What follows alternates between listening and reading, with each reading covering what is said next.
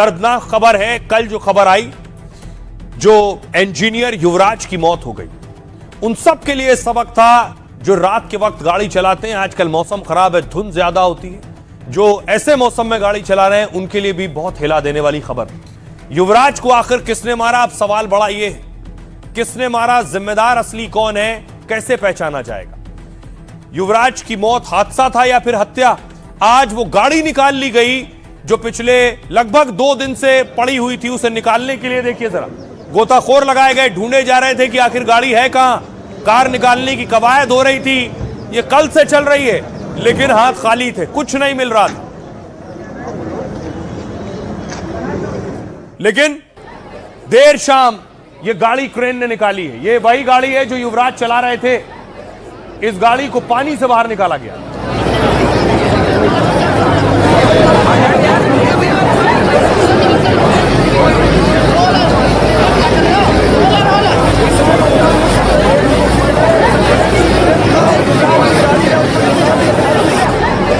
ये गाड़ी सोचिए लगभग 2 से 2.5 दिन से पानी में पड़ी हुई थी, अब निकाली जा सकी है। दूसरी तरफ एसआईटी ने एक्शन शुरू कर दिया है। जो एसआईटी योगी ने बनाई है, एसआईटी आज उस ग्राउंड पर, उस साइट पर पहुंची जहां यह हादसा हुआ था।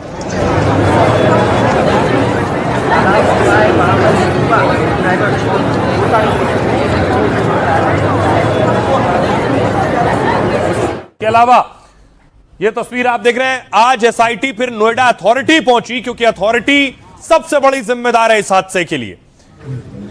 अथॉरिटी में वहां पूछताछ की है एसआईटी ने।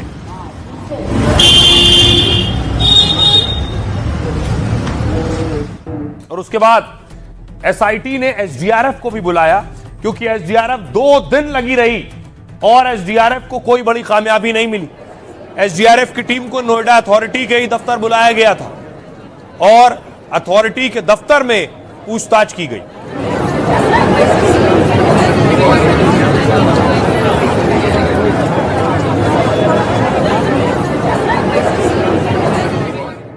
पुलिस ने भी एक्शन दिखाने के लिए इस मामले में बिल्डर की गिरफ्तारी की है, और लेकिन नोएडा अथॉरिटी पर एक्शन नहीं हुआ। नोएडा अथॉरिटी पर कोई एफआईआर नहीं हुई।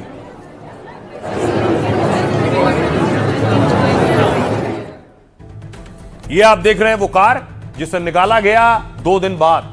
मृतक युवराज की कार को बरामद कर लिया गया। एनडीआरएफ की टीम ने 30 फीट गहरे गड्ढे से कार निकाली है। नोएडा अथॉरिटी और प्रशासन की टीम ने साइट पर मौजूद रही। नोएडा की डीएम और पुलिस कमिश्नर वहां मौजूद थी। इस बीच युवराज की मौत की एसआईटी ने जांच शुरू कर दी है। एसआईटी की टीम आज हादसे वाली जगह पर पहुंची। एसआईटी की टीम ने आज नोएडा अथॉरिटी के दफ्तर पहुंची, पूछताछ की। एसआईटी ने अथॉरिटी के अधिकारियों के साथ बैठक की है। इस बीच पुलिस ने मामले में पहली गिरफ्तारी की। बिल्डर अभय कुमार को अरेस्ट किया। कोर्ट ने अभय कुमार को 1 दिन के लिए जेल भेजा है। पुलिस ने 2 बिल्डर कंपनियों के खिलाफ एफआईआर दर्ज की थी। बिल्डर पर लापरवाही बरतने और बैरिकेडिंग न करवाने का आरोप लगा और रिफ्लेक्टर या चेतावनी बोर्ड न लगाने का आरोप है। इस बीच एनडीटीवी ने पड़ताल की तो चौंकाने वाला खुलासा हुआ। पता चला कि इसी जगह पर 2 जनवरी को भी हादसा हुआ था। नाले की दीवार से एक ट्रक की टक्कर हो गई थी। ट्रक ड्राइवर गुरविंदर को गंभीर चोट आई थी उस वक्त भी। अब सुनिए जरा क्या कुछ कह रहे हैं युवराज के पिता और पुलिस। सरकार के द्वारा वो त्वरित कार्रवाई की गई है और एसआईटी का गठन किया गया है, तो तसल्ली हुई है कि मेरे बेटे के मृत आत्मा को न्याय मिलेगा। और मीडिया के भी हम आभारी हैं कि उन्होंने सही मुद्दा और सही प्लेटफॉर्म पर उठाया। तो ये भी संभव है कि जो वो वाटर पिट का था उसका भी कुछ निराकरण प्रशासन करेगा, अस्थायी समाधान निकालेगा और जो भी दोषी है उसके खिलाफ कड़ी कार्रवाई करेगा। मेरा जी जवाब तो दीजिए, आप 4 दिन बाद स्पॉट पर आइए। ऐसा नहीं हो सकता कि आप जवाब नहीं देंगी। आपको अभी हमारी जो एसआईटी है इसने काम शुरू कर दी है। शासन के निर्देशों पे हम लोग 5 दिन के अंदर इसकी रिपोर्ट दे देंगे। सभी लोगों से बातचीत की जाएगी और सभी लोगों से बात करके फिर ये देखना होगा कि किन्हीं कारणों से और किन्हीं परिस्थितियों में ये ऐसा दुखद घटना हुई है। अब सवाल ये है कि आखिर युवराज की मौत का जिम्मेदार कौन है, नोएडा अथॉरिटी या फिर वो बिल्डर? क्योंकि गिरफ्तारी बिल्डर ली गई है अथॉरिटी का कोई आदमी गिरफ्तार नहीं किया गया। जबकि बिल्डर का क्या कहना है मैं आपको बताऊं, अगली तस्वीर दिखाऊं। ये जो आप देख रहे हैं, बिल्डर का कहना है उसने यहां बैरिकेडिंग करवाई हुई थी। जब यहां काम चल रहा था बैरिकेडिंग भी थी और यहां नाले की दीवार भी थी। जब उसने काम शुरू किया उस वक्त बैरिकेडिंग थी, लेकिन उसके बाद देखिए क्या हुआ। 2 जनवरी को हादसा हुआ, ट्रक नाला तोड़ते हुए घुस गया, उसने ये नाले की दीवार तोड़ दी और ये दीवार टूटी हुई थी। ट्रक यहां घुस चुका था 2 जनवरी को। उसके बाद भी नोएडा अथॉरिटी ने कोई एक्शन नहीं लिया, कोई कदम नहीं उठाया, ना यहां कोई बैरिकेडिंग लगाया और ना इस दीवार को बनाया। उसके बाद देखिए ये जगह टूटी रही, ये वो जगह है। यही गाड़ी युवराज की भिड़ी और सीधे अंदर चली गई। यहां कोई बोर्ड नहीं लगाया गया अथॉरिटी की तरफ से, कोई लाइटिंग नहीं की गई, ना इसकी मरम्मत की गई। और अब मैं आपको एक और रात की तस्वीर दिखा रहा हूं। रात के अंधेरे में जब यहां धुंध हो, सोचिए ये 90 डिग्री का मोड़ है, अब यहां बैरिकेडिंग लगा दी गई। पहले यहां कुछ नहीं लगा था और अगर गाड़ी सीधे रफ्तार से आ रही है, उसे टर्न ठीक से नहीं समझ आया धुंध में, तो सीधे गाड़ी, क्योंकि नाले पर दीवार नहीं है, सीधे तोड़ते हुए अंदर गिर गई। अब बिल्डर का कहना यह है कि उसने बाकायदा चिट्ठी लिखी थी नोएडा अथॉरिटी को। यह बिल्डर की चिट्ठी है। उस चिट्ठी में उसने लिखा था कि हम रिक्वेस्ट करते हैं कि फौरन तुरंत एक्शन लें और यहां आकर रिपेयर करें इस जगह को, वरना यहां एक्सीडेंट हो सकता है। बिल्डर कह रहा है उसने चिट्ठी नोएडा अथॉरिटी को दी है कि इस पर एक्शन लिया जाए, यहां मरम्मत की जाए, लेकिन कोई काम नहीं हुआ।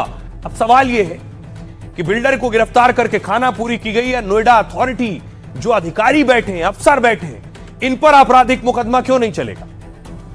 जिस जगह युवराज की कार गिरी वहां कोई दीवार नहीं थी, वहां कोई बैरिकेडिंग भी नहीं थी और ना ही कोई चेतावनी बोर्ड। सवाल यह है कि हाईटेक सिटी में इतनी बुनियादी चूक कैसे हो गई? गलती बिल्डर की थी या फिर नोएडा अथॉरिटी और प्रशासन की? जिस जगह हादसा हुआ वो वेस्ट टाउन प्लानर्स का ऑर्थम प्रोजेक्ट है। ऑर्थम प्रोजेक्ट की शुरुआत वेस्ट टाउन प्लानर्स ने 2020 में की थी। यहां पर कमर्शियल कॉम्प्लेक्स का निर्माण कराया जाना था। वेस्ट टाउन प्लानर्स ने 2021 में ऑर्थम प्रोजेक्ट की बैरिकेडिंग करवा दी। इस बीच नोएडा अथॉरिटी ने ऑर्थम प्रोजेक्ट पर स्टे लगा दिया, जिसका मतलब था कि उस साइट पर किसी तरह की कोई छेड़छाड़ नहीं की जा सकती है। मार्च 2022 में ऑर्थम प्रोजेक्ट की साइट पर मौजूद नाला टूट गया। इसके बाद वेस्ट टाउन प्लानर्स की ओर से 2 चिट्ठियां लिखी गई, एक चिट्ठी नोएडा अथॉरिटी को और दूसरी चिट्ठी नोएडा पुलिस को। चिट्ठी में बिल्डर ने लिखा कि वो टूटे नाले को नहीं बनवा सकते हैं क्योंकि उन्हें किसी भी तरह का निर्माण करने की मनाही है। इस बीच बारिश का पानी खुदाई किए गए गड्ढे में जमा होता रहा, साथ ही नाले के टूटने की वजह से सीवर का पानी भी वहां गिरता रहा और जिसके बाद यह हादसा हुआ। अब सुनिए, ग्राउंड जीरो पर हमारे सहयोगी अखिल पहुंचे, कार में बैठे, और वो आपको बता रहे हैं अगर उस इलाके से कार से कोई निकल रहा है तो इस तरह का हादसा है बहुत मुमकिन होगा। आप भी अक्सर जब सड़क पर निकलते हैं इस तरह के गड्ढे देखते हैं, इस तरह के मोड़ देखते हैं जहां हादसा हो सकता है। ये रिपोर्ट देखिए जरा। युवराज ने क्या किया, गाड़ी सीधे चला दी, गाड़ी सामने गई है बिल्कुल, ठीक है। आप कैमरा से देख सकते हैं कि बैरिकेड जो उस लड़के की मौत के अगले दिन खड़े हुए 24 घंटे बाद, तो उस वक्त ये आप कह रहे हैं कोई बैरिकेडिंग नहीं थी। ये जरा देखिए व्यूअर्स, ये जो सामने का इलाका है यहाँ पर कोई भी बैरिकेडिंग जो है वो नहीं की गई थी, ना ही कोई एरो है। देख लो आप, अगर आप बैरिकेड हटा दो तो किसी को पता भी नहीं चलता है कि यहाँ पे मोड़ है, तालाब है। आप यहाँ से जूम करके दिखा सकते हैं, देखिए उस लड़के को अथॉरिटी की गलती से, नोएडा प्राधिकरण की गलती से, जो भी हम मौके पे मौजूद थे, जितने भी पुलिस प्रशासन थी, फायर ब्रिगेड वाले थे, उन्होंने उस लड़के को जबरदस्ती उसको मौत के घाट उतारा है, वरना उनके पास सारे साधन थे उस लड़के को यहाँ से। आज हमारे क्लाइंट अभय कुमार जो West Town Planners Private Limited के डायरेक्टर हैं, उनको कोर्ट में पेश किया गया था। हमने उनके बिहाफ पे बेल एप्लीकेशन मूव करी है and we are hoping that justice will prevail in this matter. हालांकि मैं बहुत डरा हुआ था उस टाइम, मैं नहीं, मुझे डर लग रहा था कि बयान में क्या बयान दिया? बयान में ये बोला था उन्होंने कि भाई तुमने ये बोला है कि पुलिस के खिलाफ क्यों चल रहे हो तुम, जो भी चीज है। आपने तो सच बताया ना? हाँ, मैंने सच बताया सर, लेकिन पुलिस ने क्या आपको स्टेटमेंट बदलने के लिए बोला? हाँ, बोल रहे थे कि तुम पुलिस को साथ में लेके चलो, ऐसी कोई बात नहीं है, पुलिस भी तो मौके पे मौजूद थी।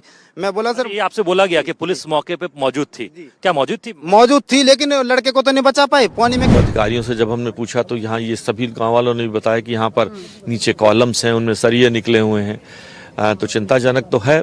और इस बात की जांच होगी कि यहाँ सर बैरिकेड। लेकिन हमेशा एक्सीडेंट के बाद ही एक्शन क्यों लिया जाता है? देखिए, ये दुख का विषय है, ऐसा नहीं होना चाहिए। मैं आपकी बात से सहमत हूँ कि ऐसा नहीं होना चाहिए। Precautionary measure should have been taken. I fully agree with. So, आगे यदि ऐसी घटना होती है तो फिर क्या एक्शन लिया जाए? आगे से तो ये गलतियों से देखो हम सीखते भी हैं। इसे एक्सीडेंट और दुर्घटना मत कहिए जो नोएडा में हुआ है सॉफ्टवेयर इंजीनियर, वो तो हत्या है।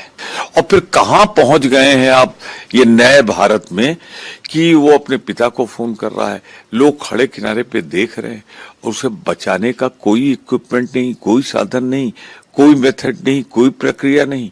एक बेबस आदमी की हत्या होती रही और लोग देखते रहे।